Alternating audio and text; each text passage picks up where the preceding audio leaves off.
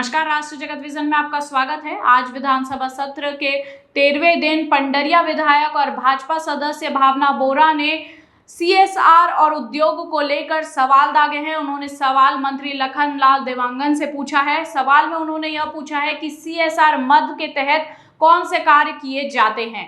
आइए देखते हैं सदन की कार्रवाई।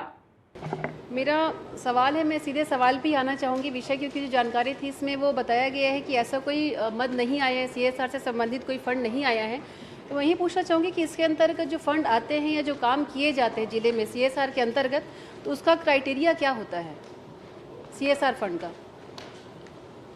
माननीय अध्यक्ष महोदय, सीआरएस मद का जो पहले राज्य शासन में आता था और उसको भारत शासन ने अभी बंद कर दिया है।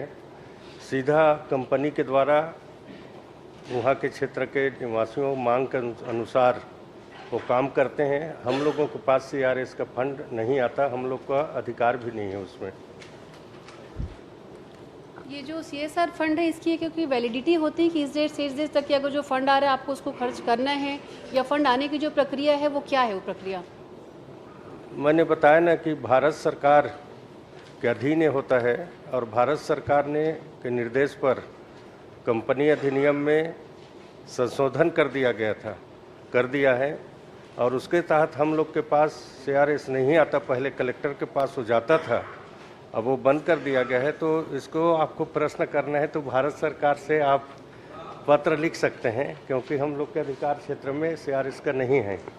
सर, भारत सरकार तक पहुंचने का माध्यम भी आप ही हैं, तो आप ही से प्रकाश डालने से ज़्यादा बेहतर होगा कि जो संशोधन है वो क्या संशोधन है, क्योंकि मेरी जानकारी में नहीं है। तो अगर आप सदन के माध्यम से मुझे अवगत करा पाएँ तो बेहतर होगा।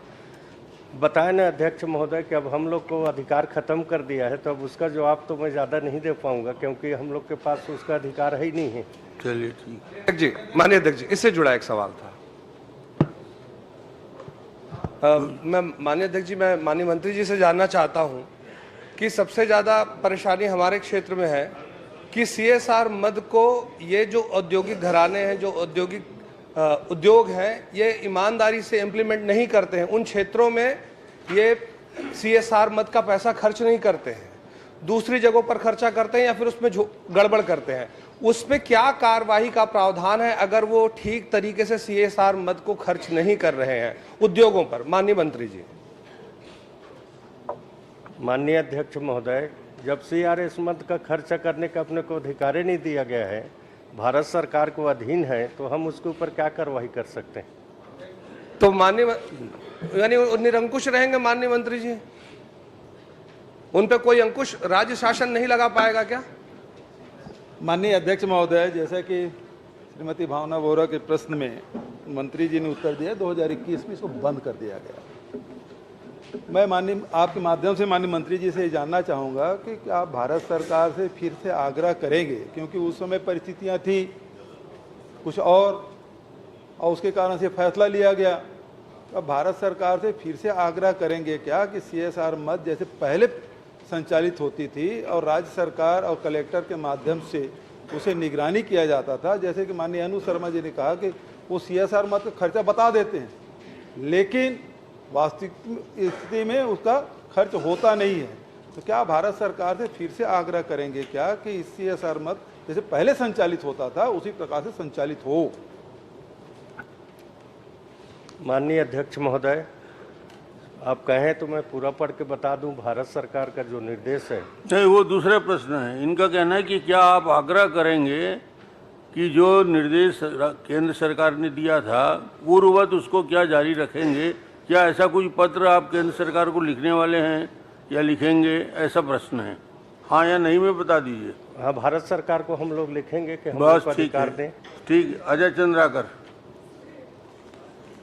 सीएसआर मद में सर, अगर फैक्ट्री वाला या जो भी उद्योगपति है अगर कोई पैसा देगा तो उसकी कार्य एजेंसी कौन रहेगा? वो उद्योगपति रहेगा कि कलेक्टर रहेगा? नहीं है, तो इसीलिए मैं कहा कि भारत सरकार से अनुरोध करके फिर से जो पुरानी व्यवस्था है वो लागू कर दी जाए। माननीय अध्यक्ष जी, मैंने सवाल पूछा था उसका मैंने सवाल का जवाब पूछा था, उसमें इतनी अनियमितताएं दिख रही हैं जो जवाब आया उसमें। आप बिल्कुल सही प्रश्न उठाए हैं। मैं मंत्री जी आपसे सिर्फ ये विनम्रतापूर्वक जानना चाहता हूँ कि मान लीजिए अब पहले कलेक्टर को आता था, अब वो बंद कर दिए हैं बोल रहे हैं आप, तो वो पैसा कैसे देता है, किससे पूछ के देता है और कौन एजेंसी से काम होता है? ये अगर जानकारी हो तो बताइएगा, ताकि वैसे ही फिर मिलेंगे हम लोग। ये हमारे गांव में कौन सा काम कौन करेगा, पूछ के बताना पड़ेगा ना।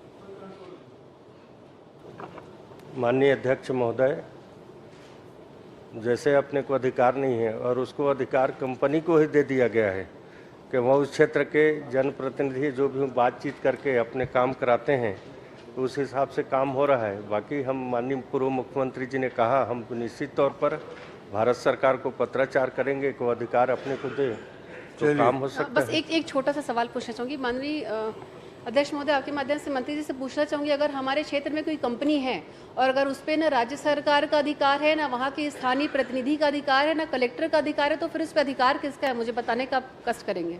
और जैसे आपने भी बोला कि उस पर हमारा अधिकार नहीं है उस कंपनी पे, तो उस कंपनी में किसका अधिकार है? क्या हमको कहीं अप्रोच करना है तो हम डायरेक्ट भारत सरकार के पास तो जा नहीं सकते, हमको एक चैनल के थ्रू ही आना पड़ेगा, तो उस पर अधिकार किसका है? माननीय अध्यक्ष महोदय, मैंने पहले कहा कि भारत सरकार के अधिकार है। अब उस अधिनियम में संशोधन भारत सरकार ने किया है, तो उसके लिए हम मांग करेंगे भारत सरकार को अधिकार अपने को दो, ताकि हमारे जनप्रतिनिधि। ऐसे ही ताज़ा तरीन खबरों से जुड़े रहने के लिए देखते रहिए राष्ट्रीय जगत विजन न्यूज़। हमारे चैनल को लाइक और सब्सक्राइब जरूर करें। नोटिफिकेशन के लिए बेल आइकन जरूर दबाएं। नमस्कार।